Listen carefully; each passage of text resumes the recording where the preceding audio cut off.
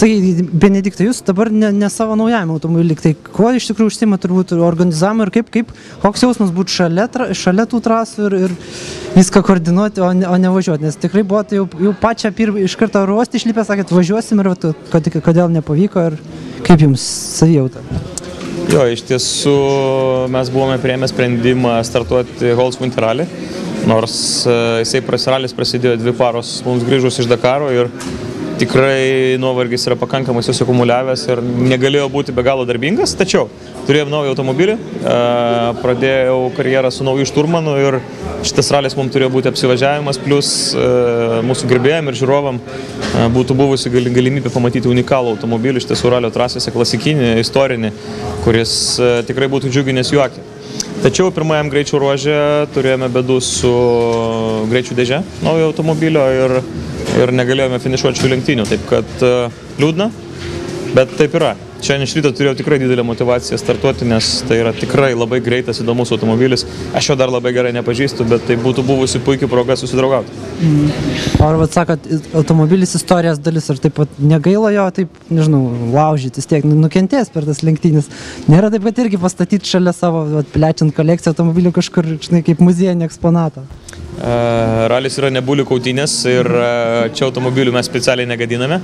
Antra vertus, jisai turi savo funkciją, jisai turi funkciją važiuoti greitai, jisai turi funkciją suteikti geras emocijas žiūrovams ir iš tiesų visą tai mes norėjom padaryti. Aš manau, kad mes davėme pakankamai didelį krūvį lenktynininkams nuo pat pradžių. Pats pirmasis greičio ruožas buvo pats techniškiausias ralio metu ir ką mes pamatėme, kad tikrai pakankamai nemažai dalyvių iškrito dėl vienokių ir kitokių priežasčių pačioje lenktynių pradžioje. Tai reiškia, kad ruošiantis reikia tikrai skirti daug dėmesio ir technikai, ir savo vairavimo kokybei, kad tokių dalykų nepasikartotų. Aktyviai bendraujate ir su užsienio komandom, kaip jie, kokie jų atsiliepimai?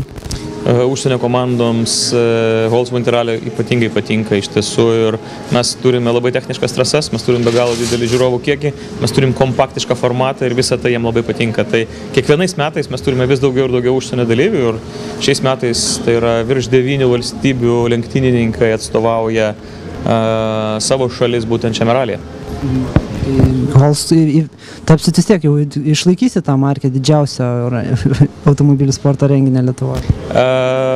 Holz Winter Rally yra didžiausia žiemos šventė Lietuvoje ir be sportinio aspekto iš tiesų labai džiugu, kad dalyvauja be galo didelis kiekis žiūrovų, kurie čia tiesiog gerai leidžia laiką, bendrauja, švenčia, turime įvairių pavyzdžių, kai žmonės atsiveža kubilus karšto vandens ir čia maudosi žiūrėdami ralį ir visą kitą. Taip, kad tai yra tikrai labai graži šventė ir mes darysime viską, kad jinai būtų dar gražesnė. O kada dabar Benediktas Vanagas pailsės? Benediktas Vanagas pailsės, manau, turbūt tada, kada ateis tam laikas, kai mes visi pailsėsim. O šiaip tai galiu pasakyti, kad už 2 ar 3 savaičių mes turime sekantį ralį, Lietuvos ralio čempionato etapą, kuris vyks Latvijoje ir mes jame startuosime. Taip, kad tikiu, kad per tas ateinančias 2 savaitės pavyks atstatyti miego deficitą ir sugrįžti jėgas. Kaip su naujaja šturmane pirmasis ruožas? Tai yra labai mažas atstumas kažką pasakyti, bet net ir turint galvoje, kad mes turėjome pakankamai ekstremalias sąlygas, nes automobilis neveikia taip, kaip jis turėjo veikti, tai aš galiu pasakyti, aš ją girdėjau. Tai man tai yra labai geras rodiklis, o ateitis parodys. O žmona nieko replikų jokių nesako, kad jau antra šturmanė moteris? Na, mes ieškome profesionalių žmonių atliekančių savo darbą ir šiuo atveju labai didelių pasirinkimo šturmanų neturime, taip kad viskas yra tvarkoje, svarbiausia, kad kiekvienas darytų savo darbą. Dabar pirmenybė dabar labiau tu linkęs teikti lietuviam šturmanam, ar tas profesionalumas ir kažkoks visgi nulėmė savo viršujimą? Greta turi labai gerą potencialą ir aš manau, kad jinai tikrai dar kaip šturmanė tikrai atsiskleis ir manau, kad tai atsitiks pakankamai neužilgo. Profesionalių šturmanų aplinkiniuose regionuose tikrai nėra daug ir galiu pasakyti, kad tai, kad aš važiavau ar su rusų, ar su estų, ar su lenku, ar su ukrainietė, tai reiškia tiesiog, kad gerų šturmanų rinkoje tiesiog nėra labai daug. Ir kaip jūs dabar kaip ir investuosit į Gretą? Aš manau, kad taip. Mes pravažiuosime sekantį ralį Latvijoje ir tada darysim sprendimus, ką mes darome toliau. Aš manau, kad važiuosime. Sėkmės. Ačiū.